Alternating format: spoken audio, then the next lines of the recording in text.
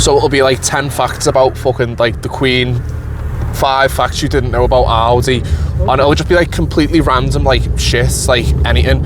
But then as like this, it's like an AI talking, and the AI voice will be talking, describing the events or telling you what the facts are, and then there'll just be like there'll be like a little slideshow. It's hard for me to describe it, but like you've definitely watched them before. And a lot of them are just automated. So YouTube automation, once you get into the algorithm, you if you keep posting, essentially you will get into the algorithm eventually. So but you've got to be consistent. That's the thing. You've got to be consistent. That's what I'm trying to do. Yeah. When you're saying, am I okay saying your name? Yeah. So just picked up Connor, and we're just having a chat about it sounds like he's got some experience with podcasts, YouTube automation, etc. And yeah, the conversation can go wherever. But how does someone like myself, because I promote entrepreneurship and startups, what would you advise, like, for the context of this video? How could AI automation help? So where you've got to look at it first is you've got to look at other channels that are doing something that you're doing, and you've got to see if they're successful. So let's say if you Google, let's say if you YouTube taxi podcasts, look at like the ones with like the 10 most subscribers, look at what they're doing, the style of the thumbnails, how long the videos are, the topics they're actually talking about. But what's really important, that gets underlooked a lot, you've got to make sure that the viewer to subscriber count's in decent proportion. So I could have 20 million subscribers, but if I'm only getting 1,000 views a video, I'm doing something wrong. Because I've got so many people to click and subscribe, but none of them are coming back to watch. So how do you fix the ratio? Essentially, you've got to look at what the successful channels are doing and essentially imitate it. Yeah. Okay. And there are certain patterns. Like if you, for example, there's loads of WWE channels, YouTube channels. I'm not sure if you watch it, but there's like 2 or 3 main ones, and then there are a few other ones which are semi decent that have like 10k subs, 100k subs. Yeah. But there's some of them that like will post, and then they just never get any views, and there's reasons for it. So essentially, you've got to look at the ones that are getting the most views per video per sub ratio, and essentially try and imitate what they're doing. Okay, that's interesting. Yeah, like I said, because mine's a new channel, it's always good to get these tips, and I think the key word, what you said before, is consistency. And a lot of people throw in the towel, don't they? Yeah, they give up. But like for me, because have you never heard of Abraham Maslow and self-actualization? I haven't, no. Okay, it's just a famous he's a famous psychologist who just talks about doing stuff that gives you fulfillment. Okay. For me, I enjoy doing it. I enjoy these conversations.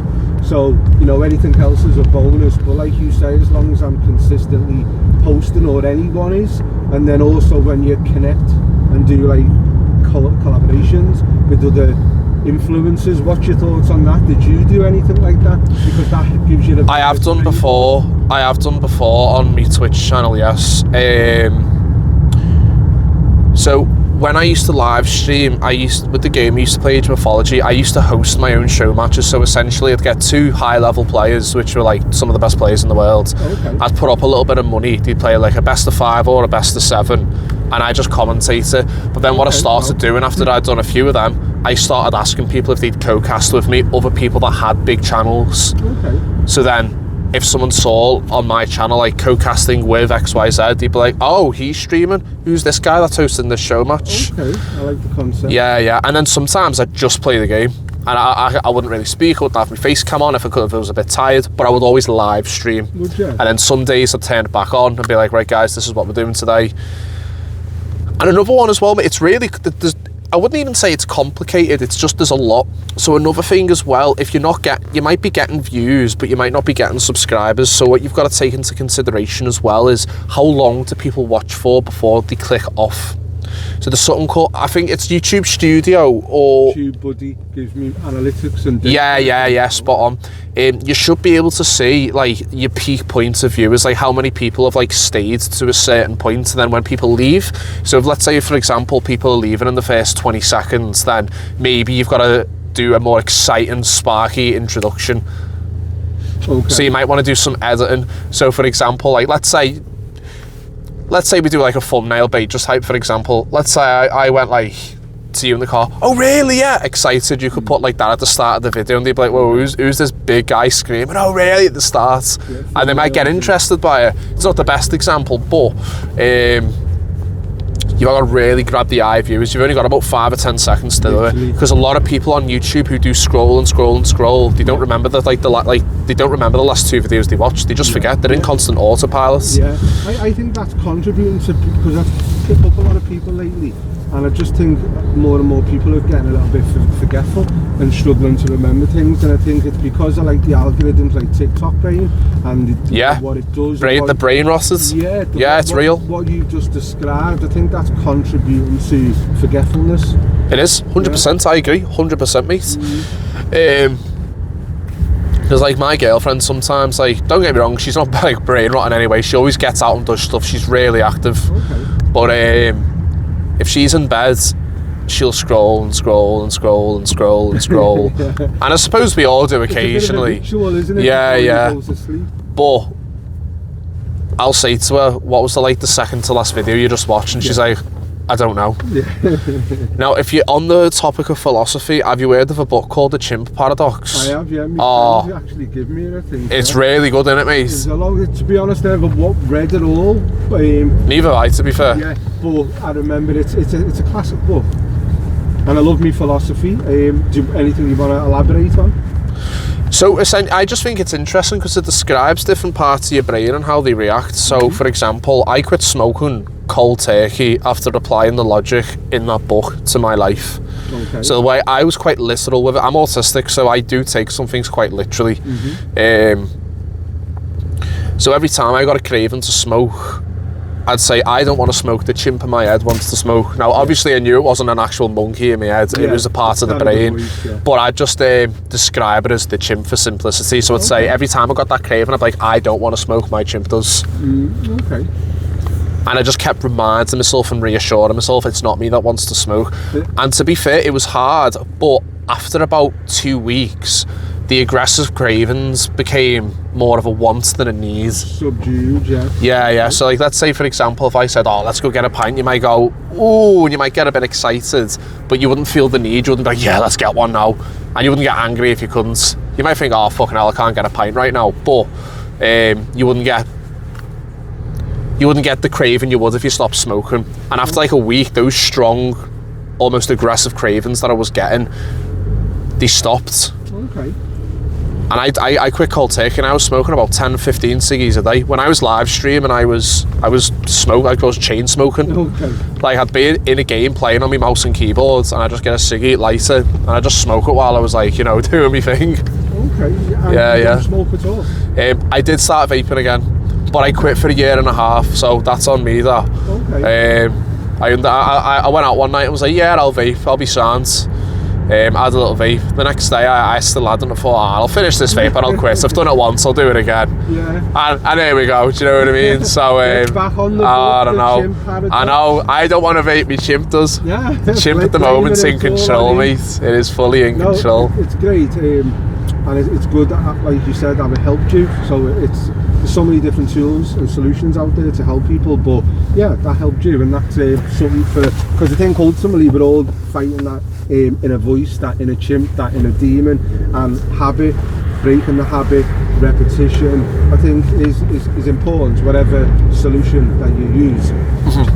See, going back to the videos before, and we're talking about, so I use TubeBuddy, yeah, and as you probably use something similar when you do a certain video, there's a couple of, for example, the title, the keyword, and it gives you a score, and it goes from, let's say, orange or red all the way up to green, scoring you 70 to the 100. So depending on your video, the SEO is, for example, that video could, for some reason, and I think you're probably aware that the algorithm, it's not just about subscribers. You could do a new channel could do a certain keyword and it could go viral. So I'm thinking over time, out of 10 videos or 100 videos, depending on the keyword and the SEO, that could get visibility more than other videos could do. So, and no one can predict exactly which video will do that, if that makes sense. No, 100%. because I think you've got to use something like TubeBuddy, because before I was using it, my SEO score was, and I understand, are you familiar with the helpful content update? Yeah, sort of, yeah. It just, that was, I feel, more towards affiliate marketers and spam, because there was a lot of bad stuff on the internet, but a lot of people built businesses solely around affiliate marketing and keywords. So that environment is not the same as it used to be.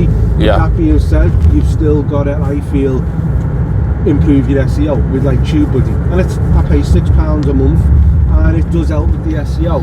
But over long term, with the consistency, whether it's me or anyone else, I just think, well, number one, if you're enjoying it, then you've got nothing to lose. You're building something over the long term that you can potentially monetize. Do you know what, mate? At the end of the day, it's better than going out and spending £2 on a bag of coke and fucking bevies. Do you know what I mean? Like, I don't get how some people are so judgmental. Like, I don't understand it, mate. So many people are judgmental. I feel like it's got to be something fundamental in our brains. Like, do you know what I mean? Because I think at the end of the day, if we do see someone, we do sort of subconsciously judge them. It doesn't mean we'll consciously actually speak to them or treat them any different. Yeah. But like, realistically, if you saw someone like who was like fucking morbidly obese, had bright green hair down here, you'd probably catch your eye and you'd be like, oh, do you know what I mean? Yeah. But I think it's crazy how people do judge people so quick for certain things. Yeah. When in reality, like, it's not a big deal. Like, so what if you're making a YouTube channel? So what if you do poetry? So what if you sing? So what if you play video games? Who cares? Who fucking gives a fuck? Do you know what I mean? Yeah. Honestly, I don't have the time and energy to fucking worry about what anyone else is doing, mate. I couldn't give a fuck. Definitely. Do you know much about quantum physics, Connor? Oh, vaguely. I've got an idea about, like, very vaguely. I understand what it's about. So a big part of like the channel and what I do, I encourage the entrepreneurship, but I feel that everyone resonates with different things, and it might be whether it's a surgeon, whether it's a charity, whether it's a musician, Yeah. guitar, a violin, whether it's art, whether it's what you do. And I think we all, for whatever reasons, for some people it's innate, it's in our DNA. So that's what I like. I call it that divine spark, and I like to capture different people's sparks. And what I mean by that, you know, most people do jobs because it pays the bills, but if you was in a position and you could put more energy, time and love into the things what you love doing, a lot of people would do that if they weren't chasing the tail all the time. So a big thing what I like is quantum physics, non-academic, and I emphasise that because if someone was listening, because eventually I want to do podcasts with, let's say, professors and talk. Oh, really? Well, yeah, because I'm not an expert and I'm not an academic. For me, as long as it's like people watch TV or YouTube, they don't want to know how a TV works or exactly how programming works. They just want to watch it. Yeah. I question everything as well. I'll be like, what is it that makes this happen? Yeah. Like stupid shit. Like, don't get me wrong, the science behind traffic lights it's not going to be too complicated, but sometimes I'll just sit there and be like, ponder. Yeah, I just ponder on all these little things. Yeah, I just one for you. What do you think started everything? Do you believe in the Big Bang? Do I believe in the Big Bang? I believe that there was some catalyst like the Big Bang in the beginning, but a lot of people who believe in that don't believe in God. So I believe that Big Bang was some form of supernatural force. Yeah. Are you agnostic or are you religious? No, I believe in God. I believe in a higher power. I don't subscribe to the Abrahamic versions at the moment. I believe more in the quantum nature, which is quantum consciousness, and we're all God. So when we what I was like kind of leading on to before is there's too much division and polarization in the world. So the reason I are you familiar with the double slit experiment? Yes. Okay, so I think the way the electron moves when it's being observed. Yeah, I think that's of course there's people who'll disagree with it, but at the moment the consensus is that's the accepted science until it's proven wrong. But ultimately what isn't debatable, we live in an energetic universe. There's laws to the universe to how it works. So the reason I like that version of God is because you find unity instead of division. If we frame everything from the energetic rules, laws of the universe, there should only be unity and less division and less judgmental basically beliefs. So I like to talk about that. So eventually when I'm collabing with professors, when the channel gets big enough, because they've got the credentials, we can converse with them ideas, if that makes sense. No, that's a good way of looking at it, mate. Because that's actually good. Division. Yeah, there is. Look at all the wars, mate. Do you know what I mean? Don't get me wrong. So my belief, I just believe in like bog standards, good old fashioned Christian. Okay. I'm a Christian, okay. So I believe in Jesus. I believe he's our Lord and Saviour. Okay. But before I only started following Jesus again around May, June, something like that. Before that, I thought there was a supernatural force. I just didn't know what it was. I had a few theories and ideas, but it wasn't anything too specific. And then when I started taking everything into consideration, yeah, it is one for you. So a lot of people will be like, I know, there's no proof that Jesus walked on water. There's no proof that Jesus did this or Jesus did that. And I get where they're coming from. So, do you know who Julius Caesar is? The Roman Emperor. Yeah. Did he exist? To my understanding, he did exist. Can you prove it? It will be a difficult one to actually prove it. I could reference this historian, that historian. Yes, that's exactly what it is. That's what it is. Actually proven is a difficult one. Exactly. Yeah. So, for a lot of people, well, for thousands of years in the past, there was no cameras or anything, obviously, so everything was based off of eyewitness testimony. That's how we know Genghis Khan killed so many people. That's how we know Henry VIII existed. That's how we know Caesar existed. That's how we know XYZ existed, due to that eyewitness testimony. Maybe it was forged along the way, that's a different kettle of fish, but it's all based off eyewitness testimony. Okay. Now, one thing that got me really thinking about Jesus, mate, was Jesus said that he'd rise from the dead. After 3 days, there was over 500 eyewitnesses that said they saw Jesus after he died. Okay. Maybe they were drugged. Maybe there was something wrong with them. I don't know. Okay. But why would these people go and preach to different cities for the rest of their life and be willing to die for it, to tell the story of Jesus for nothing in return? They weren't rich. They weren't sleeping with women.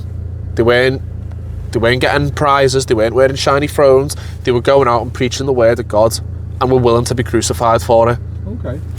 Why? Because according to them, he existed. We know he existed, but the question is, was he truly the Son of God? So the way I look at it is, why would so many people be willing to die for this?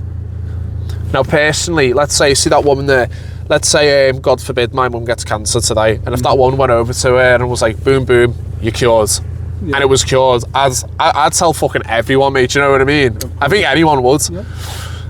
So it's when you look at it that way, it's logical. Okay. It's a logical assumption to take into consideration. Maybe they're telling the truth. Maybe, yeah. And I just thought to myself, that's what made me think, like, hang on a minute, there's something going on here. And I started doing a bit of research and I thought, you know what, I'm going to give it a go. And I started applying the teachings of Jesus to my life. And at first I said, I'm not going to become religious, I'm just going to follow Jesus, try and improve myself. Because if you follow the teachings of Jesus, you will only improve yourself. Because if you truthfully follow the teachings of Jesus, it's about peace and just respecting everyone. Like, in the Bible, it does say being gay is a sin. But if I had a gay family member, it's not about me shaming them or anything like that. It would be about me saying, like, Jesus does love you, and just because you are gay or just because you are this or just because you are that, it doesn't mean I'm going to treat you any different. Yeah, totally.